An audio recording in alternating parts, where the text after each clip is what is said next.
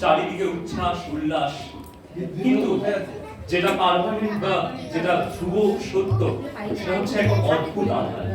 মাঝে মাঝে এই আধারকে প্রত্যক্ষ করে মনে হয় এই আধার আর আলোর সম্পর্ক যেন মৃত্যু আর জীবনের সম্পর্কের মতো, যেখানে মৃত্যু ধ্রুব এবং জীবনটাই একটা ব্যতিক্রম। এবং সেই নিয়েই আমাদের পরবর্তী কবিতা কোথায় পুজোর সাজ। একটু সেটিং করে নি মাইকটা, আমরা কিছু সময় চেয়ে নিচ্ছি। এই কবিতা কোথায় পুজোর সাজ, না দুর্গা করবাতি বাজে দুর্গা এলো গায়ে, কাশফুলেরা দিচ্ছে উলু শিশির ভেজা পায়ে, দুর্গাই কার কণ্ঠ শুনে কুকুর আর তোলার, আর পথে আজ বড্ড আধার আনন্দ বরবাদ, সোনার ফসল ফলিয়ে কিষান জলের দামে বিকই, চোখের জলে কোন কিষানি তবু উঠোনি কই, শূন্য গোলা শূন্য মাজা শূন্য উঠোন আজ, কুকুর বাপ ফেরেনি ঘর কোথায় পুজোর সাজ, স্বজন হারা খবর ছড়াও রূপসা নদীর তীরে, আগমনের গান জাগে কই কিষান পাড়ার নীড়ে, রাত্রি নিঝুম গোলাঙ্গনে জাগলো কি দুর্গা, দুঃসাগুনে রাধে কি ভাত মানবী দুর্গা। ঠিক আছে, তোমরা বসে পড়ো, বলতে থাকি। চলে আয়, রাখন চলে আয়। অনেক ধন্যবাদ প্রত্যেককে।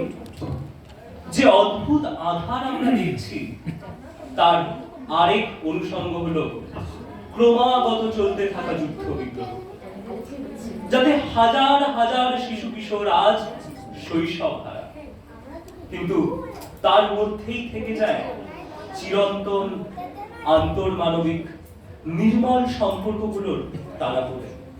এবং তাই নিয়ে আমাদের পরবর্তী নিবেদন খুঁকির চিঠি। নমস্কার, কবি স্বপন পালের লেখা কবিতা খুকির চিঠি। আব্বা আমার কেমন আছে জানতে ইচ্ছে করে, পুড়ছে কাবুল কাজুর বাদাম, পুড়ছে আগুন ঝরে, কোন সে দানো আকাশ থেকে ছুটছে কি যে সব, ফুলের বাগান ঝলসে গেছে বন্ধ পাখির রব, পুড়ছে আমার খেলার পুতুল, জ্বলছে খেলা ঘর, কলকাতাতেও ঘুরছে কিরে আগুন দানোর চর, এখন আমি একা বহিন, পাশে ভাইয়ার কবর, আব্বা আমার জানে কিরে ছোট্ট খুকির খবর, বাড়ির পরে সারি সারি ভাই বহিনের গোড়, আধ পোড়া সব পাখি পুতুল, কান্না কি পায় তোর, কলকাতাতে আব্বা আমার, আম্মা কবরখানায়, খুকি খুকি ডাক শুনে কই আব্বাকে কে জানায়, বলতো আব্বা কলকাতা যে মহব্বতের মিষ্টি সুর, মন বলে তাই কাবুল থেকে কলকাতা তো নয় কদূর, দৈত্য দানো দিলে হানা খোকা খুকি রুখি, ভালোবাসার একটি শহর আঁকা আমার চোখে, কাবুলবাসী আমি খুকি কলকাতাতেও মিনি,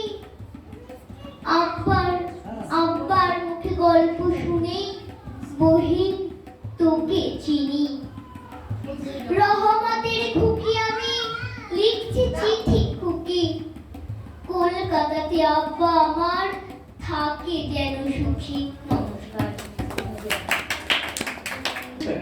মানুষ নাকি শুরু থেকেই যুদ্ধপ্রেমী। রলস বলছেন মানুষ শান্তি প্রেমী।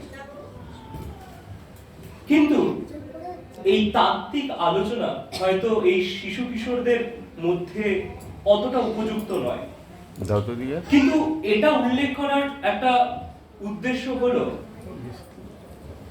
কবি কি বলছেন সেটা বুঝে নেওয়া।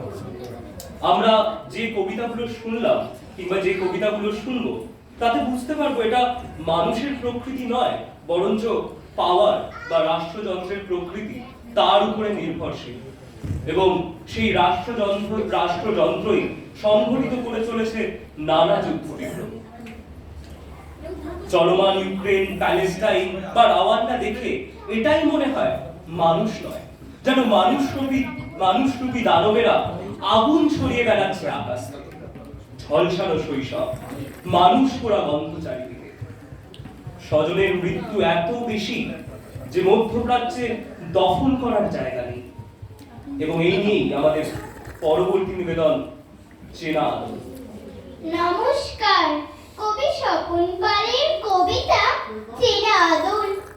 বৃষ্টি রঙে মুখ আগাউর, মেঘলা রঙে চোখ, কনক চাপা পথ হাসুক, রূপ কথা রং, মন ছিল ওর, নূপুর রঙে পা, ছুটতে নিষেধ, ফুটতে বারণ, খুশির কথাই না, জোনাক জলা রাত্রি উধাও, ভাঙা খেলা ঘর, দানর হানায় পুড়ছে স্বদেশ, শুধুই আগুন ঝড়।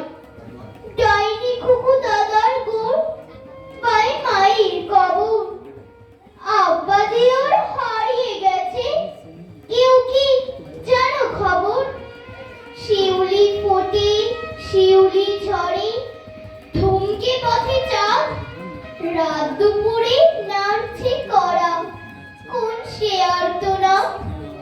বোমার ক্ষত সারা গায়ে, জানলাতিকার উঠি, তোমার মতো আদল মুখে, কুকিয়ে কাঁদে খুকি। কে খুকুও? হাসনুহানা নাকি পাড়ার তুতুল?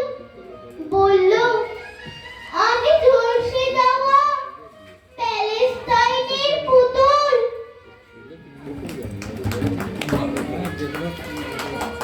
কবি স্বপন পালের কবিতা তোমার দুর্গা আমার দুর্গা। তোমার দুর্গা মণ্ডপে নয়তো আছে মন্দিরে, আমার দুর্গা বাবুর বাড়ি তখন কাজে মন্দিরে। তোমার দুর্গা আসলে পাড়ায় আনন্দেরই ডাকে বান। আমার দুর্গা ভ্রূণে হত্যা, জাগে ঘরে শোকের গান। তোমার দুর্গা দশভুজা, পাই যে পূজা ভক্তিতে। আমার দুর্গা পায় না রক্ষা, পথে নিজের শক্তিতে। তোমার দুর্গা আলোয় আলোয়, অপর দিকে অন্ধকার। আমার দুর্গা লাঞ্ছিত সব, পায় না বিচার, বন্ধ দ্বার। তোমার দুর্গা খুশি ছড়ায় অট্টালিকা কুড়ে ঘরে। আমার দুর্গা শুধুই দেখে অনাদরে শিউলি ঝরে। তোমার দুর্গা ভোগ আরতির বিশাল বিপুল আয়োজন। আমার দুর্গা পথের বাঁকে কান্নাকে ভাঙা মন। তোমার দুর্গা সাড়ম্বরে হাসি এবং যায় চলে। আমার দুর্গা পেটের দায়ে অন্ধকারে পথ বলে। তোমার দুর্গা হোক না মাটি বিসর্জনে বিষাদরে। আমার দুর্গা জীবন্ত সে